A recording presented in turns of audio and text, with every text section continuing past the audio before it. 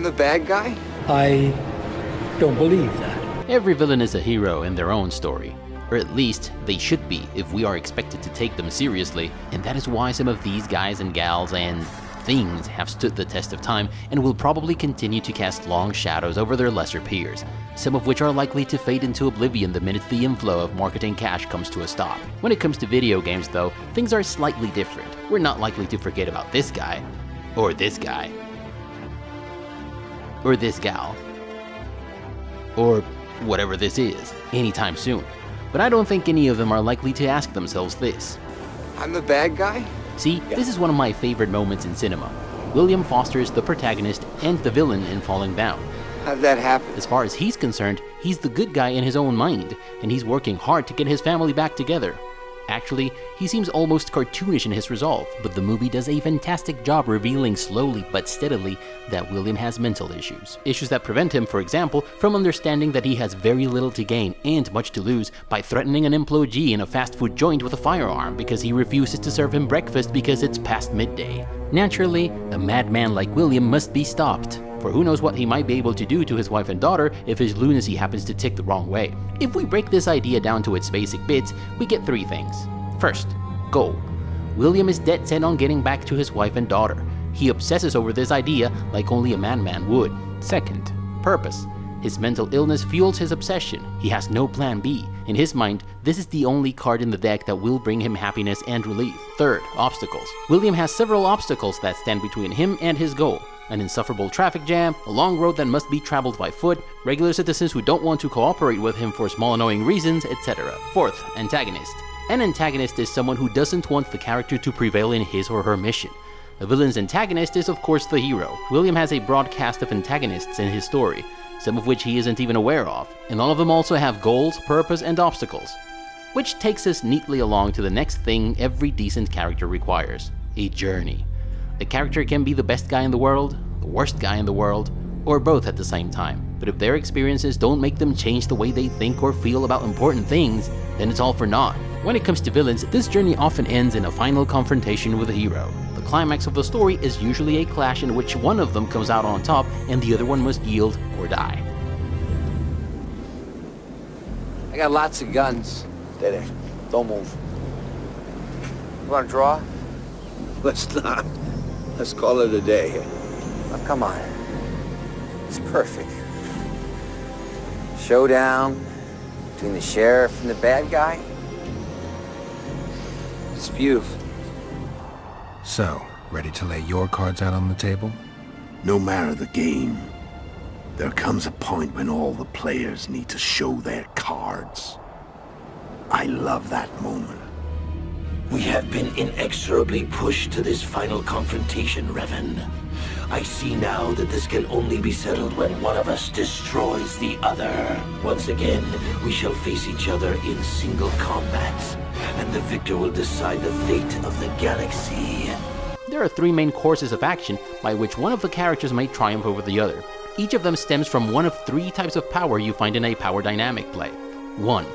One party may convince the other one to yield. Let's call this normative power. This happens when the character has gathered enough information about the opposing character's reasoning, feelings, and motivations, and is able to defeat them with their own logic. 2. One party makes an offer that makes the other party yield. This is the application of utilitarian power. One party offers something that makes the other party yield because the benefits of what is being offered are worth it. 3. One party may force the other one into submission. Let's call this coercive power. This generally happens when every other option has failed, or when one of the parties simply doesn't have the appropriate resources to pursue the other courses of action. In Arcanum, for example, you may convince Kurgan not to end the abomination of life, as he calls it. But in order to be able to exert this power, you must have the appropriate resources. You must have extremely high persuasion and intellect, and you must also have gathered certain information in order to attempt this. Otherwise, get ready for a battle. I know you have seen this Matrix half a million times by now, but today it's my turn to show it to you. So, you have good, neutral, and evil on the first row, and lawful, neutral, and chaotic on the first column. So the categories in the first row indicate how likely it is for a character to help or harm others to achieve their own ends. And the first column indicates how comfortable that character is with an established set of rules. Lawful characters like their rules regardless of how good or evil they are, and chaotic characters like to do whatever they wish and however they wish, and don't like being told what to do. This applies to good, neutral, and evil characters alike. So most iterations of Superman are lawful good, because he always seeks to help others and is comfortable following the rules of humans, even submitting himself to their laws. Logan from X-Men is neutral good. He's not entirely against collaborating with other X-Men, but if he feels rules are getting in the way, he will slice them apart. And although he doesn't start off that way, by the end of Star Wars A New Hope, Han Solo stands squarely in the chaotic good tile, which means he can go out of his way to do good deeds, but has a blatant disregard for anything resembling rules and discipline. Keep that in mind because it will be important later. Lawful neutral characters like these two will always put the set of rules they have decided to submit themselves to above everything else. They can murder children or sacrifice themselves to save them if their god, lord, empire, or whatever it is asks them to. True neutral characters are not good or evil, and they're often not even aware that there are rules and governments. And if they are, they simply don't care about any of it. The Ents in The Lord of the Rings are perfect examples of this. Chaotic neutral characters do whatever they want, whenever they want. They're unpredictable, but that unpredictability includes the possibility of them doing good deeds or bad ones. There are no better examples of this than Deadpool. Lawful evil characters like Darth Vader often serve an empire or some evil god, even if that entails putting themselves at risk for the sake of the cause. Neutral evil characters like the Xenomorph in Alien or the Archdemon in Dragon Age don't understand or don't care about rules. But their plan is evil because in order for it to come to fruition, others must suffer greatly. And then there's the chaotic evil characters who actively seek to hurt others. Well, because he thought it was good sport, because some men aren't looking for anything logical, like money. They can't be bought, bullied, reasoned, or negotiated with. Some men just want to watch the world burn. And that's the chaotic evil characters. Story and lore. It should be the characters who push the plot forward and not the other way around. One thing that made the original Star Wars trilogy a timeless classic was Darth Vader's journey. Darth Vader starts his journey as a lawful evil character in A New Hope, but by the end of the Return of the Jedi, he finds himself in the exact opposite tile of this matrix. This also speaks volumes of Luke Skywalker's character. It's his unyielding resolve and his conviction that there is still good inside his father what makes him quite literally carry Darth Vader on his shoulder from one end of the spectrum to the other.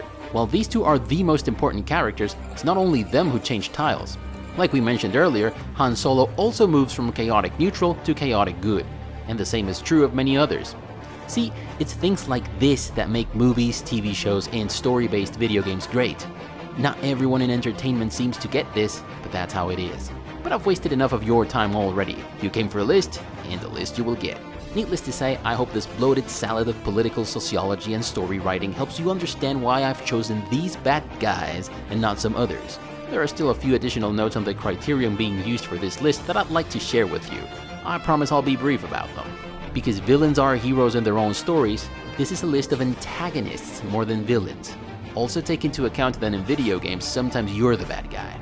I have a personal rule of no stacking when it comes to making lists. Some sagas have just too many awesome antagonists. There are many truly awesome bad guys in other genres, but we're going to stick to RPGs for this list. So Marlene, Sam, and Anarchy will have to sit this one out. Last but not least, this is a personal list. I already spent quite a few minutes boring you with explanations about where this criterion comes from, but that doesn't mean you have to agree with it. In fact, if you disagree with this list, or you don't see your favorite bad guy here, well, that's what the comments section is there for. I'm actually curious about who's your favorite bad guy, and more importantly, why. And while you're at it, why not smash that big bright red subscribe button? And also, there were massive spoilers for the following game. So without further ado, here's our list. Prince Lacroix, Vampire Masquerade Bloodlines. This lawful evil Ventrue vampire is the leader of the Camarilla in Vampire Masquerade Bloodlines. Lacroix believes that the only way to guarantee the survival of a vampire kin is for every vampire to adhere to the rule of law. As it happens with most villainous leaders everywhere, in fiction as in real life, he's convinced that he is the only one who can achieve set adherence. Don't you understand? This city needs a leader! The Quaijin will kill us all! With the power that's inside that sarcophagus, I can protect this city! So he seeks your help to engage in a mysterious and forbidden ritual known as Diablerie to attain unimaginable power in order to secure his position. There are other very evil people in Vampire Masquerade Bloodlines, but they are very straightforward about it. Straightforward predictable danger is refreshing to me. Refreshing? Maybe, Master Ignacio, but not as great as good old, well-written, duplicitous bastards like Lacroix. Any faction, Fallout New Vegas.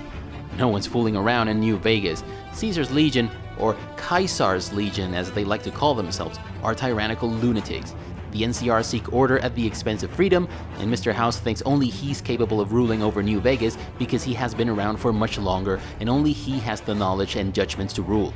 And of course, he's not about to submit this thesis to a vote. No one in New Vegas has the making of a pure goody-doer.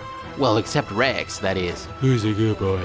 If you choose to be the good guy and set out on a solo goody-doing crusade, you'll have to deal with his other mofos. But except Caesar's Legion, none of these guys are entirely evil either. Even Mr. House, who seeks to strengthen his totalitarian regime, seems to believe that he's doing what's best for New Vegas. I knew I couldn't save the world, nor did I care to, but I could save Vegas, and in the process, perhaps save mankind. The NCR truly believe in personal sacrifice and order, and a few things do improve at the end of the game if they come out on top. The problem with these factions, which is paradoxically what's good about them lore-wise, is that they have lost all sight of what people in New Vegas want, need, or even care about. They're all dead set on imposing their way of doing things because that's what's better in their estimation, and that requires crushing everyone else to dust. Regardless of whom you want to be your ally, if you choose to side by any of these factions, there's no lack of goals, purpose, obstacles, and antagonists for any of them. The hybrid, Elex. The story in Elex reminds me of a monkey spot in a safari. The unmistakable stench of monkey dung will overpower you at first. You may not be able to think of anything else for a while, but if you give it some time and start focusing on the actual animals, by the end of the day you will have discovered how clever, funny, and downright fascinating your cousins are. Your cousins, not mine. And you might have even forgotten about the stench. Elex takes place in the world of Magellan, a place that was struck by a meteorite of something called Elex.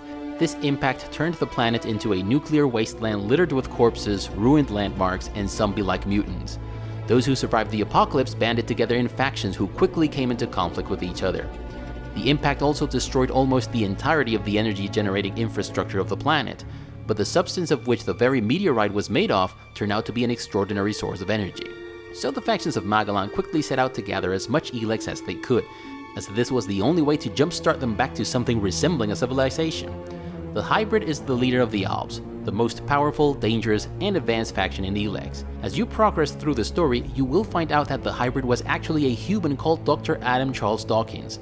Before the impact, he managed to survive the blast by holding up in a bunker. Dr. Dawkins knew something about an alien race that had allegedly sent the meteorite to Magellan to prepare the planet for their arrival.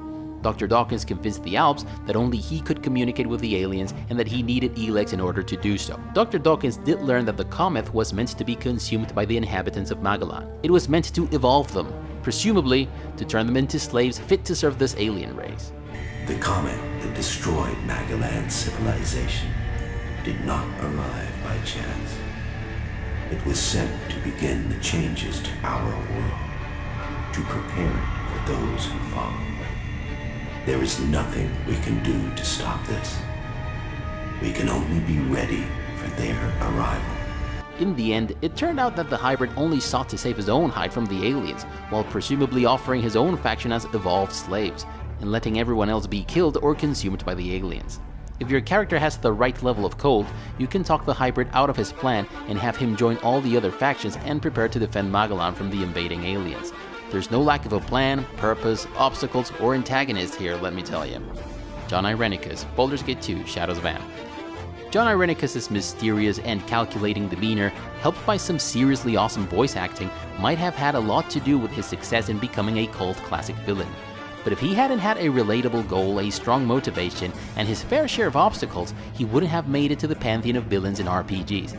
But he did, and here's why. Jon Irenicus was once known as Jonolith. He was an elven spellcaster respected by the people of Soldanesalar and loved by Queen Elysim. Irenicus' story is the very likely tale of someone who had everything he could have ever hoped for. This led him to believe, as it often does, that he deserved everything just for being him. He eventually learned that such was not the case, and he didn't take it well. He became overly ambitious and power-hungry. His arrogance drove him to break every rule and to try to become a god. Elysim? Yes, it is I, your queen. Twice now you have attempted this sacrilege, and nearly destroyed us all. You will not do this again, Jonolith. Do not call me that. I lost all right to that name when the Saldarine stripped me of everything that was Elven, as you well know. And what shall I call you instead? Irenicus? Shattered One? Yes, it was a terrible punishment, but you violated everything we hold dear. You nearly destroyed us all. And for what? Power? Is that all you exist for now, Jon? It is all I have now, Elisine. I remember nothing but you turning your back on me along with all the others. Once my thirst for power was everything, and now I hunger only for revenge. And I will have it! With his goal intact, he found renewed purpose in his thirst for revenge. And in you, the notorious Ballspawn, he found a new source of power to restore his own soul, but also his most formidable opponent. Icasaracht, Heart of Winter, Icewind Dale expansion. When you meet this imposing creature at the end of Heart of Winter, she explains that there was a time in which dragonkin roamed freely in Faerun until the civilized races with their expansionist practices started to pour into their lands, bringing their armies of destruction along with them. Against such numbers, even we soon fell. Now we are solitary creatures who hide in caves in faraway lands. We fear sleep, for it is often the sleep of death if we are discovered. Icasaracht narrates her own demise at the hands of the hero known as Ionen. She says he wielded the blade that broke her heart. A simple, brutal, but beautiful way to put what happened literally and figuratively on that tragic eve of battle. So Icasaracht came back to life only to find that very little had changed. She witnessed the situation of the barbarians, the people living north of the 10 towns of Icewind Dale. Icasaracht empathized with them as she saw the plight of her own kin in theirs. Look at the plight of the barbarians. Even now, they are being driven from their lands by the 10 towns. Soon they will be left with 2 choices, extinction or absorption.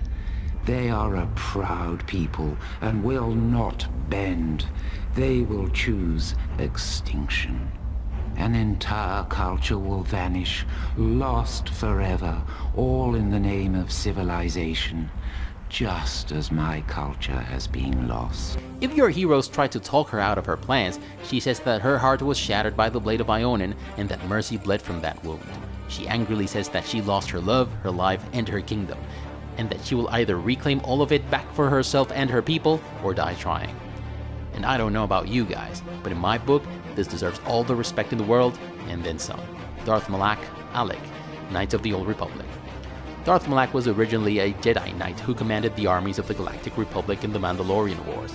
Alec always felt the Jedi were defaulting on their duty of peacekeeping by being too lenient with the Mandalorian, so he took it upon himself to crush the remnants of the Mandalorian fleet, alongside his friend and master Revan and the revanchist band of Crusaders. Alec and Revan eventually chased the Mandalorians into the Outer Rim, where they met the Sith Emperor. Alec's hatred for the Mandalorian came to be when they attacked his homeworld and reduced it to ruins. At some point, Malak became convinced that joining the dark side was the best bet if they wanted to defeat the Mandalorians, end the war, and keep the peace in the galaxy. Classic totalitarian. One interesting thing about Darth Malak is that he never truly renounced the Jedi Code, even after becoming a Sith. It's this grain of goodness that still lived within him that made him realize all the harm he'd done by the end of the game. Like Darth Vader himself, Malak eventually relinquishes his hatred and reminisces about what would have happened if he had never given in to the dark side. Sigismund Dijkstra, The Witcher 3. Both Andrzej Sapkowski's saga and CD Projekt Red's video game trilogy offer a delightful cast of characters who ooze personality, purpose, flaws, and strengths. These characters also tangle with each other under a mantle of shades of grey. Imagine a Song of Fire and Dice, Game of Thrones if you would, but without the bullshit, with a lot more magic and action, and a decent ending. Jack the Adelsberg, the Bloody Baron, Letho, Dettlaff, Vilgefortz, Bertrand Laredo, heck, even Radovid and Henselt could have made it to this list. There are just too many characters in the Witcher universe who stand in Geralt's or Ciri's way at one point or another of the story, and all of them have very good reasons to oppose them, and maybe even great reasons to stand with them a couple of days later. Such is the case of Sigismund Dijkstra. Dijkstra is the head of the Redanian intelligence, a spy if you would, one who's not too inconspicuous but very clever and slippery. You can't help but respect the man. He didn't precisely get a head start in life when he was born, but through cunning and intellect he rose to become one of the top players in the game of politics and intelligence. Like every well-written character, at some point in his story, he suffers a catastrophic defeat. Dijkstra failed as the Redanian spy master when he couldn't anticipate a move by the Nilfgaardian Empire that resulted in all hell breaking loose right under his nose. Dijkstra learned what the Nilfgaardians were capable of that night. Up until that point, he had been living a comfortable life providing kings and queens with precious military and political information. He'd always been a good judge of character, so he knew who to keep around, who to mince words with, and who to threaten. In short, the man was permanently in the zone. But Dijkstra knew all of that would go to hell in a flash if Nilfgaard won the war. Not only for him, but for every commoner in the northern kingdoms. And somehow, the game presents him as someone who is first and foremost concerned about himself, but also seems to care about and empathize with the common folk. In his own words, he's a patriot. And you know what? I concur. Unfortunately, he's also kind of a dick. Stra. See what I did there? Dijkstra? No? Well, never mind. At some point, those who are leading the resistance in Novigrad choose to come to an agreement with Nilfgaard. Emir will keep Edion and Lyria, but in exchange for Radovic's head and a stop to guerrilla activities, he will withdraw from Temeria. Not a great plan. But hey, one's supposed to be a witcher with no political bias, and Dijkstra stands in the way of the peace everyone has agreed upon. And besides, he's willing to kill your friend Roach to have his way. Can't let you kill them, Dijkstra. Oh, hard luck. Then you'll die with them. Roach is wrong, but what the heck, he's your friend. So here's to you, Dijkstra, but get ready to die. Teyrn Loghain, Dragon Age. I've seen painted, masked lords beat an old farmer to death with riding crops. To this day, I don't know why. Is that hate? I saw good, sensible men fight armored chevaliers with nothing. No weapons, no armies, not even hope of success to see the occupation end. Is that hate? You won't believe me when I tell you this, but it doesn't matter. I never fought because I hated Orlais. This was for Merrick and for Eldon. What does that matter? He was my king. More importantly, he was my friend. Death doesn't end that. I didn't want to start a war, I wanted to stop one. I failed. So I suppose my intentions don't amount to much. The past is always with us. It's in our bones and our blood, and we wear it on our skin. You can think otherwise, but you'll never get far without it. That's how Teyrn Loghain's story started. The Orlesians had occupied Ferelden for almost 100 years before this happened. The Teyrn became King Maric's right hand and best friend. He swore to protect Ferelden with his life. He vowed never to allow the Orlesians back into Ferelden while he lived. His daughter eventually married King Maric's son, Kaelin, and became Queen of Ferelden. And in practice, it was she and not Kaelin who truly ruled Ferelden. When the Darkspawn threat came to the attention of everyone in Ferelden, Loghain started to fear that it was not beyond the top players in Ferelden to turn to the Orlesians for help to defeat the Darkspawn. Loghain did everything in his power to neutralize every power figure in Ferelden to prevent that from happening. He conspired with Alrend and Howe to have Teyrn Couslan assassinated. He hired a blood mage to poison Arleman, and he treacherously fled the battlefield, leaving King Kaelin to his fate. As the main character in the game, you can turn the tables on him at the Landsmeet. He then makes it abundantly clear that he's convinced that no one else can lead Ferelden through its crisis. Traitors! Which of you stood against the Orlesian Emperor when his troops flattened your fields and raped your wives? You fought with us once, Eamon. You cared about this land once. Before you got too old and fat and content to even see what you risk. None of you deserve a say in what happens here. None of you have spilled blood for this land the way I have. How dare you judge me? However, if Loghain survives the Landsmeet, he's given a chance to redeem himself. During the final stretch of the game, he finally sees the Darkspawn threat for what it truly is, and comes to the realization that he had been wrong all along. If I can die a hero in the service of Ferelden, then I do so gladly. I would have expected you to kill me for what I did to you, and you didn't. You have proven a friend. I thought all along that only I could save Ferelden, but it was you. Please, I've done so much wrong. Allow me to do one last thing right.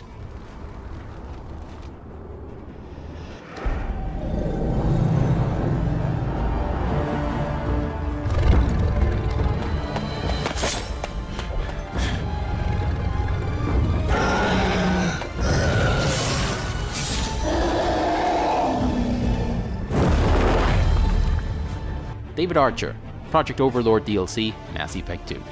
Saren, Sovereign, Harbinger, Matriarch Benestia, and of course, the Elusive Man all made very good cases to be on this list.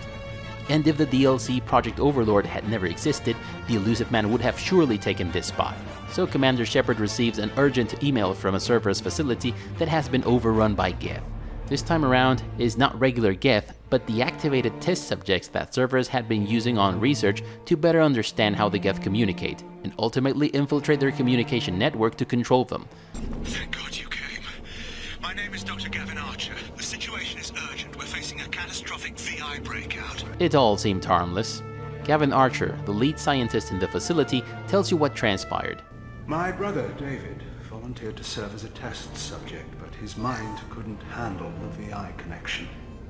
He's like a virus now, infecting our networks and seizing control of any technology he finds. How does he take control of electronics?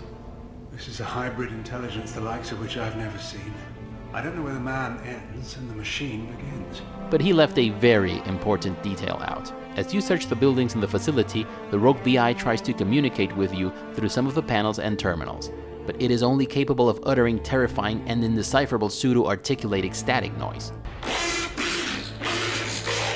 Spoiler alert, this will scare the living shit out of you the first time. But this is a sound you will hear more than once as you go from station to station in Cerberus' facility. As you progress through the game, you find out that the reason why David has superhuman talents for math is that he is autistic. David, I want you to order the Geth to take a step forward. How does he do it? David is a mathematical savant. His autistic mind can interpret the Geth language at its most basic form and mimic their phonetics. David and Cerberus' research team made great progress in their research. At some point, David even managed not only to communicate but also to command the Geth to carry out simple tasks. But loud noises and the pressure of the research itself tortured David. Please make it stop, David would say when the noises became too loud or when the pressure became too much. David, can you repeat my notes from Thursday's experiment? Square root of 918.09 is 30.3. David, please pay attention. Loud. It's getting loud in here. I'm sorry, you didn't deserve that. Would you mind repeating my notes from Thursday's experiment? Log 137.3. The experiment yielded no discernible patterns of Geth obedience. And dictation now, David. Hell, the elusive man will have my head for this. Thank you. And how are you feeling today?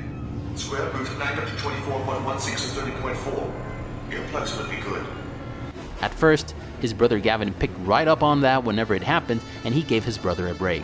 But as they came close to a major breakthrough, Gavin started to put more and more pressure on David. As you approach the final room in the facility, the threatening, unintelligible, pseudo-articulated static noise that had been turning your blood to ice all along becomes more and more clear, until you can make out the words, "Please make it stop."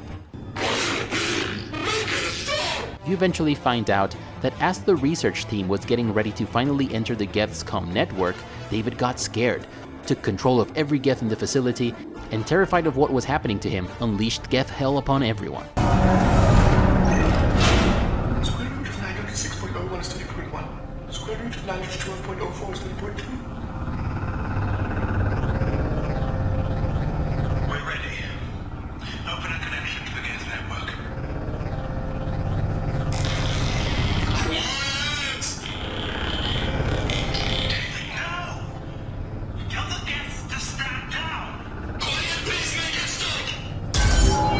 When you defeat David and his Geth, you finally meet him in his containment shell. He's a skinny, naked, fragile, defenseless man who doesn't understand what's happening to him. His brother then appears begging you not to do anything rash. You of course put him in his place, and Gavin sees the mistake of his ways. It all seemed harmless, he says. You told me that David volunteered. By necessity. If I told you the truth, you would have shut me down and not him. It's not like I planned this. It was an accident. Seeing David communicate with the Geth, it all seemed harmless.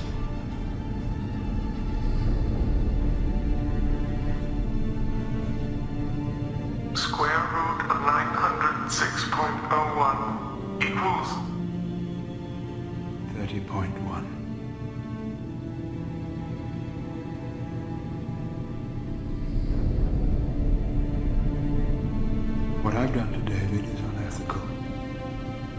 he dies, it's unforgivable.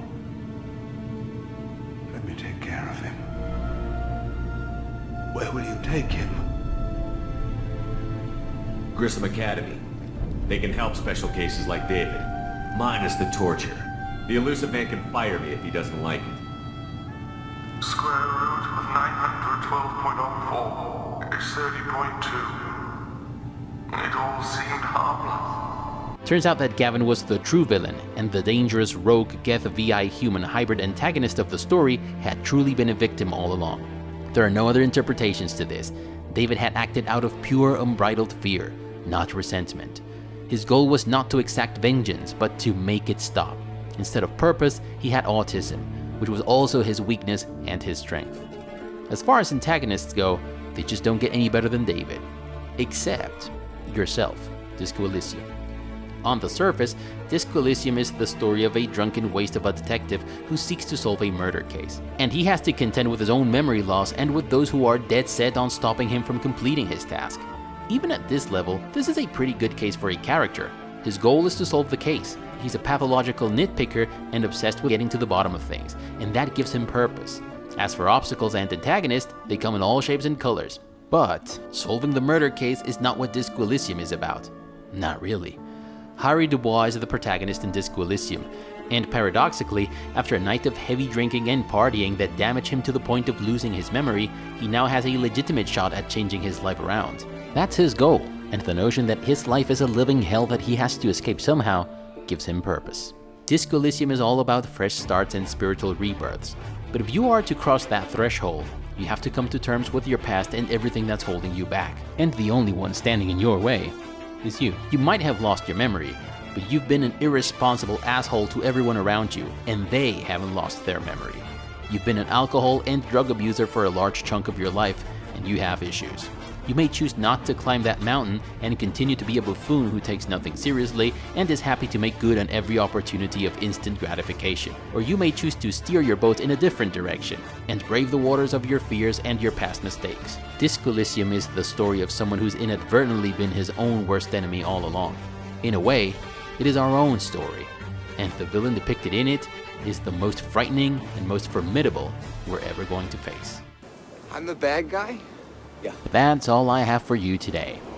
Which is your favorite antagonist in a video game? Let me know in the comments section down below. If you liked the video, give it a thumbs up.